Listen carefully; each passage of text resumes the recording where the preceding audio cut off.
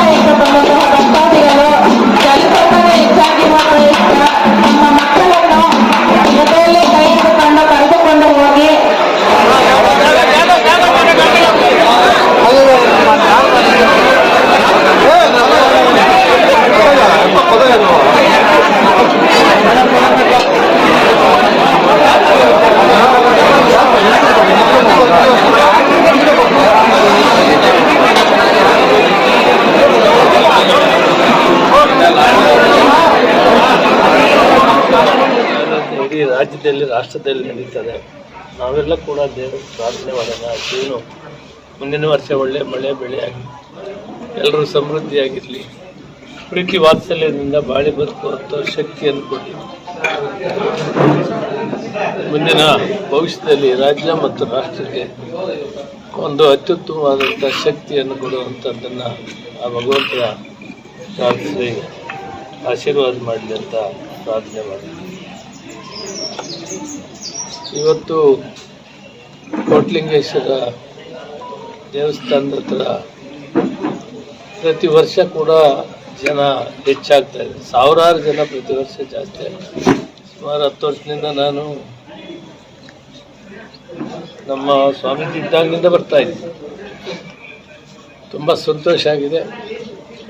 ಯಾತ್ರಿಕರು ಮತ್ತು ಭಕ್ತಾದಿಗಳು ಜಾಸ್ತಿ ಆಗಿದೆ.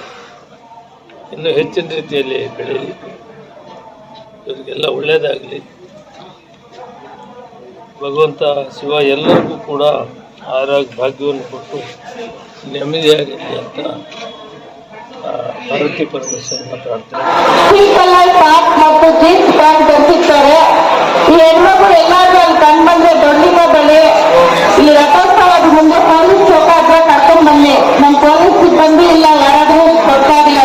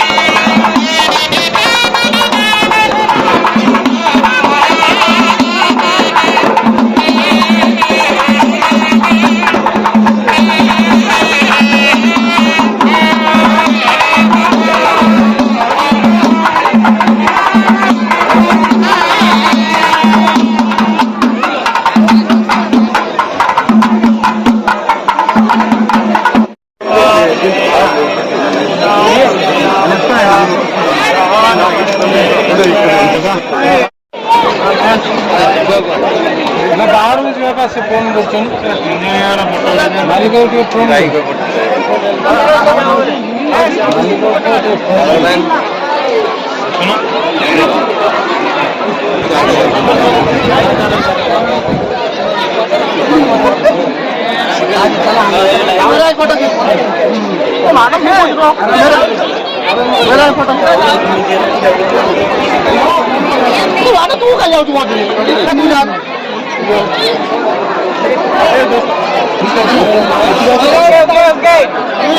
थोड़ा फोटो लेके